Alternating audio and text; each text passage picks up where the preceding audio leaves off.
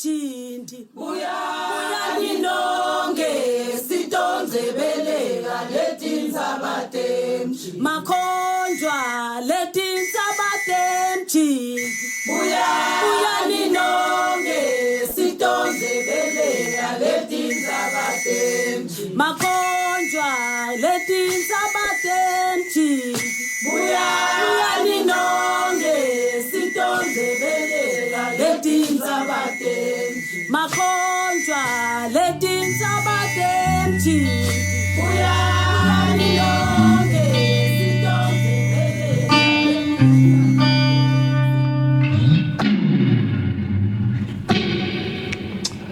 Wala bafethu, I hope nimnandi, I hope nikrend.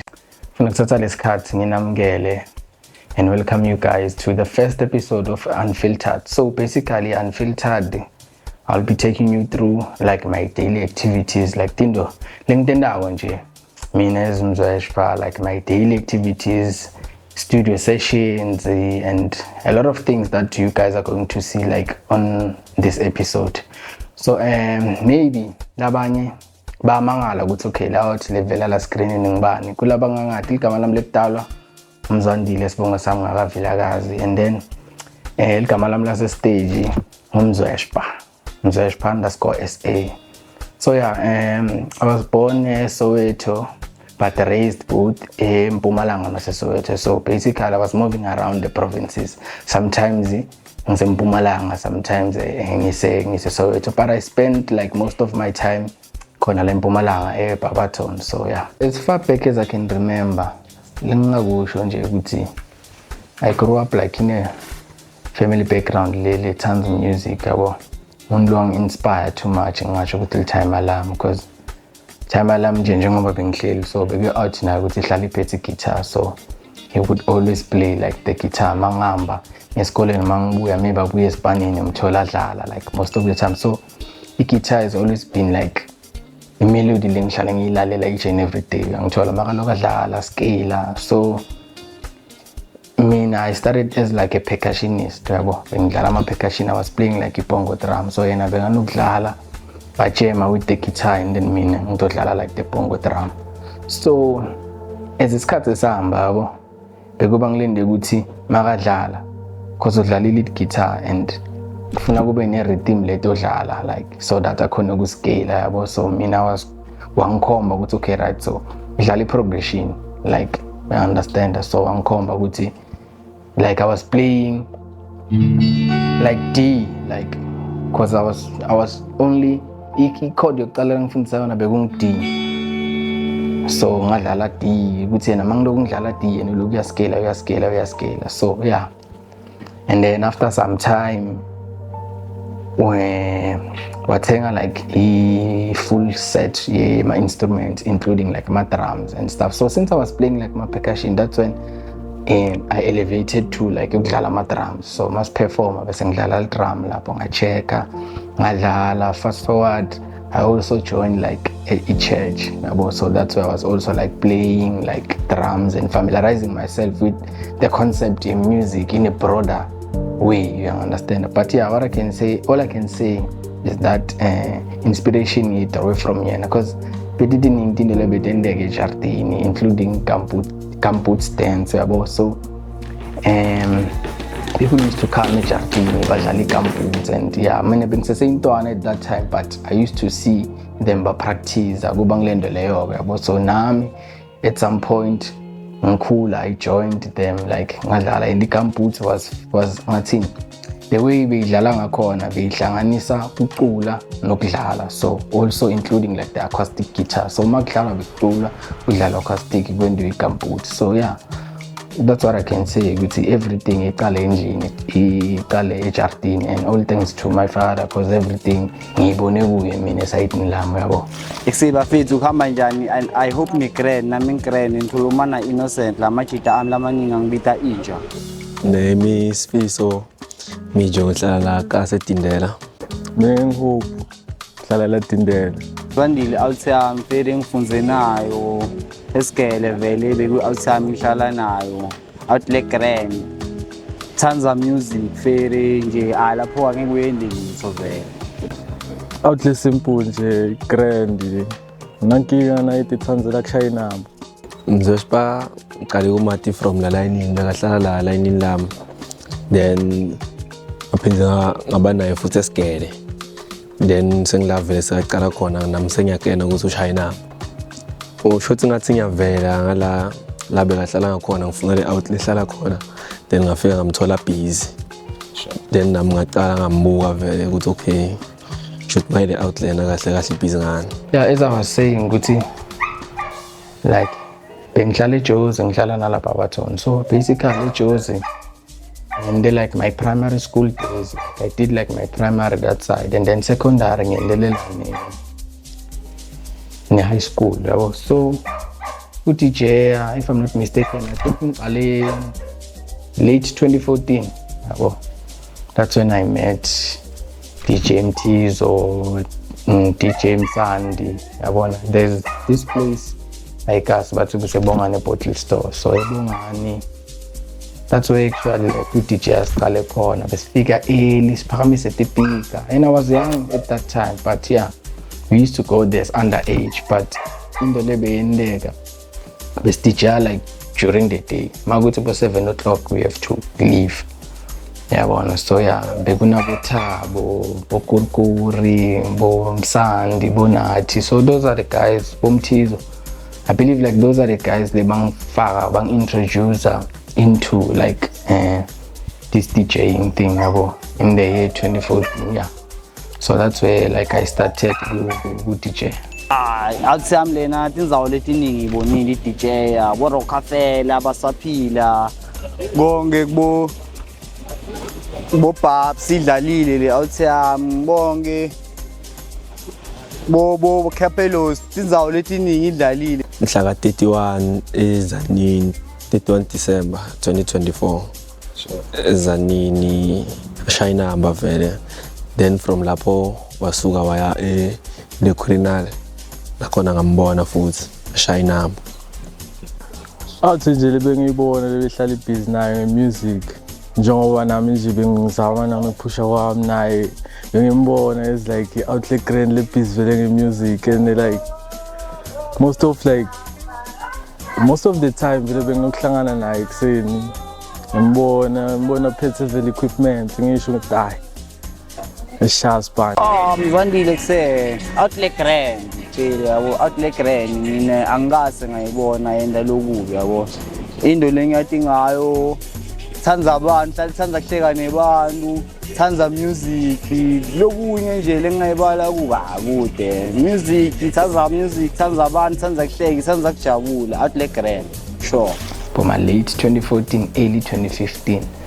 So I wanted to come up with something that is different because most people laba bomzwandile bozweli yabona bomzwakhe magama abo DJ or their street names bomzwesh.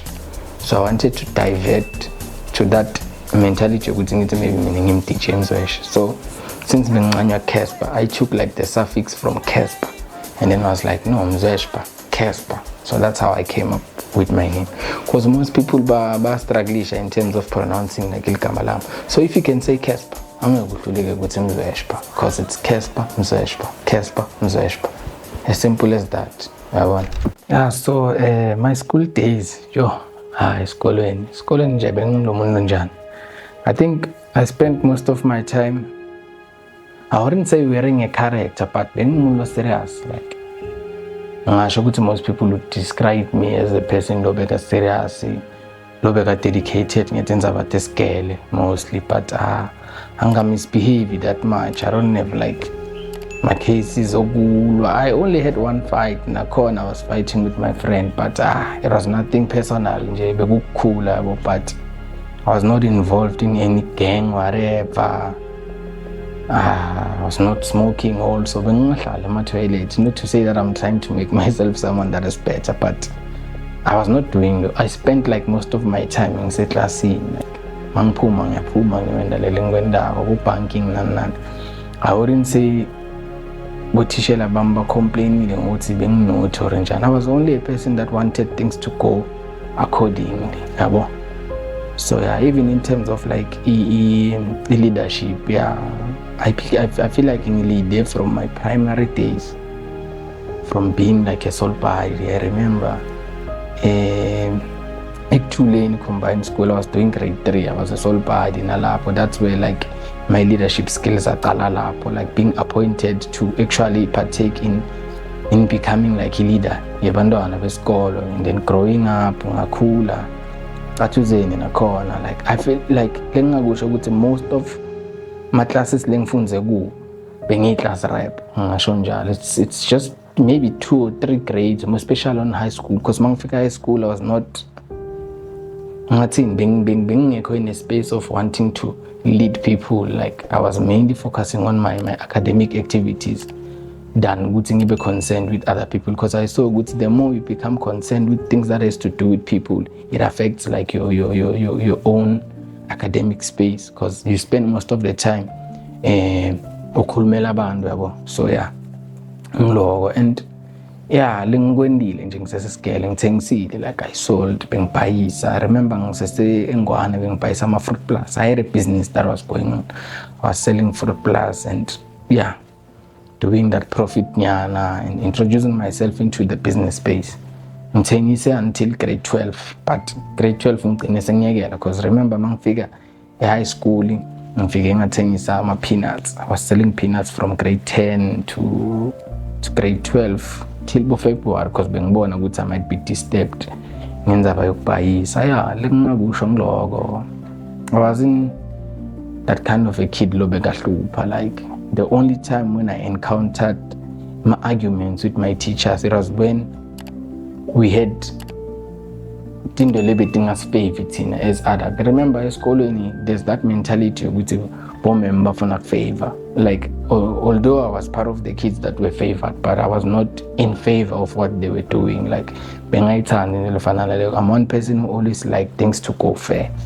Like so yeah, amaningi machita lengiplomena o boma nakhona lengajebe nginokurelaxa nayo Innocent Mndebele out nje nayo living frustana naso bitana ngabo lomdzala. So yeah, he's also one of the guys that I spent like my secondary and my high school days with, including this other guy, April Kolile na.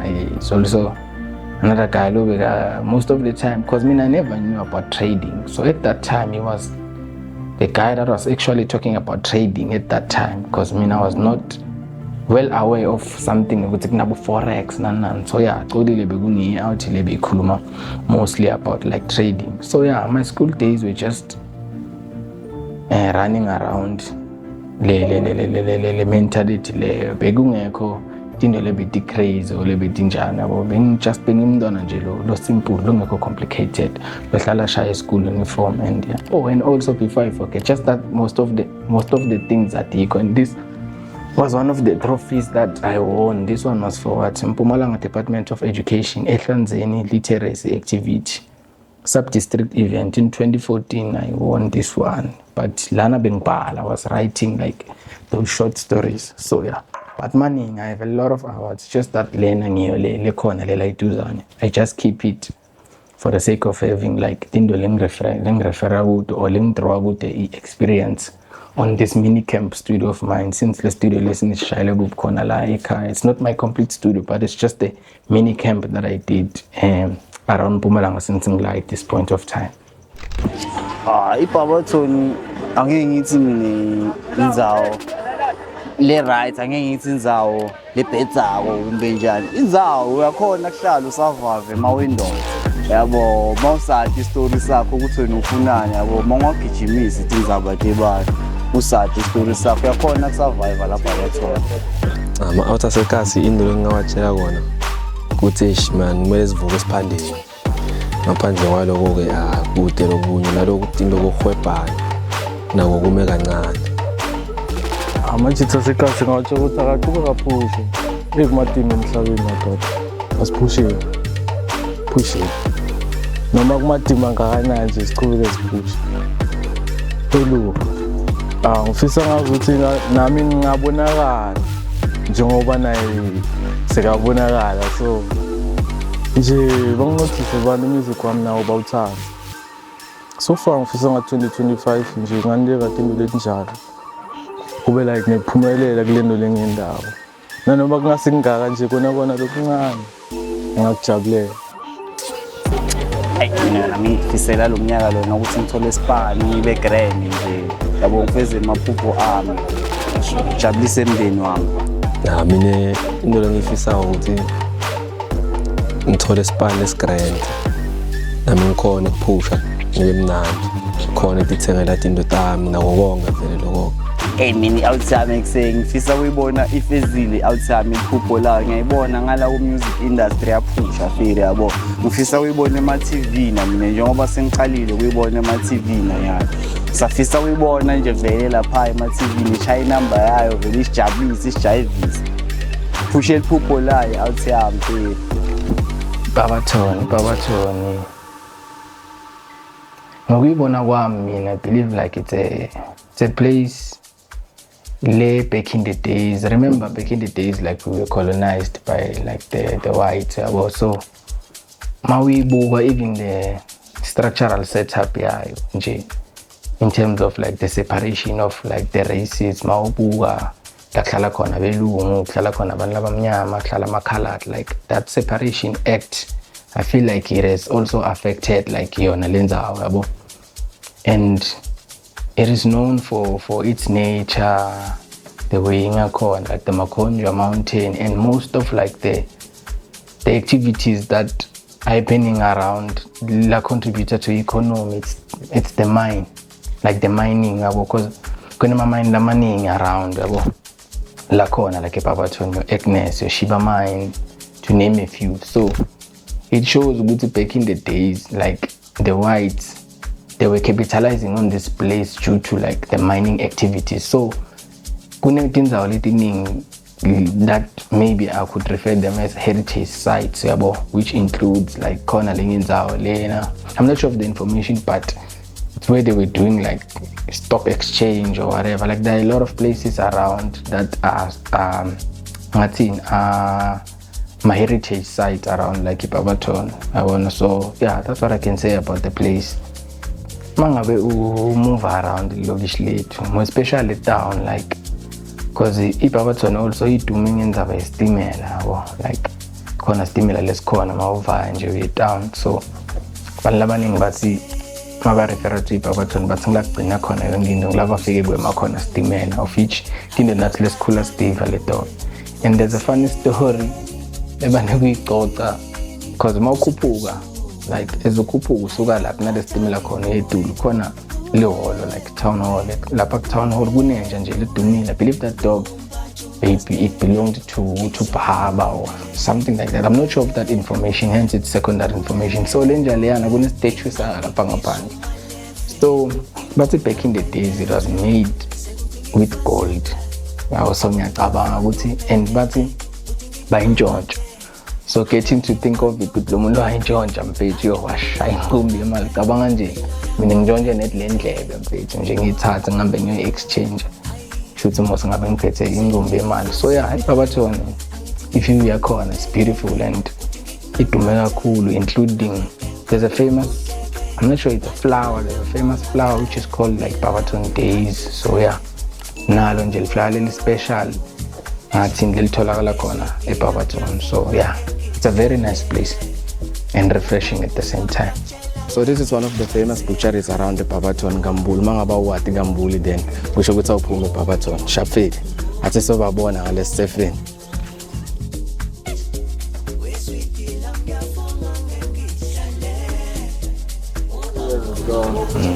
Skipana mina kithi. Ayaqaba mina kithi. Yabona. Kubhizi. Hayi document. But I'm joining the game. Skipana mina. Ngafuthi. Ayaqaba mngani wami, kude lokudlula lokho mfethu. Kude lokudlula inqengasi mfethu. Yeah, phanda kuphela. Yeah. This is safe hlezi. Endoda leya kwami wayigcina nini yona? Mhlawumbe kubanzanele. Blessing. Khona lo. Ne. Awuyaqava babe Xolile. Ngiphethe prof la ekuseni ezoshona. Ne, ubekala side. Oh. Beka bana bani? Kalindani. Ubekana Sipho. Bethi yaphi ingwenya bethi tektos. Piano. Inja teki Ghost Rider, inja sekerki. Inja sekerki le amna ke kuse. Ayayiphuza insondo kulenenga noma ngayi. Angisibheli incinta leti nginopho na bot. Leti nginopho tiqhamuka nemasenti manje angeke ke le masenti na bot. Wayibo. Khona ubale futhi zamakunene. Lento yatsala lapho. Ayibona. La ukushayile mosithi. Mina ngithi unanyalo bhuti. Angeke ngize ngitiyekele. Angeke lini bhuti. Okay. Ayibona. Iza yami Mzwandile should feel ikawu ngicavela back from ebholeni to start with yabo. But then sagcina sesibo classmate via Boskele because sagcina sipush grade lay 1. Yabo, that's how it came about ukuthi ngigcina ngikena uthi okay akunenjalo so yabo especially ngoba bethandzela lisondo njalo njengoba siqoqa kuchaza yabo bra.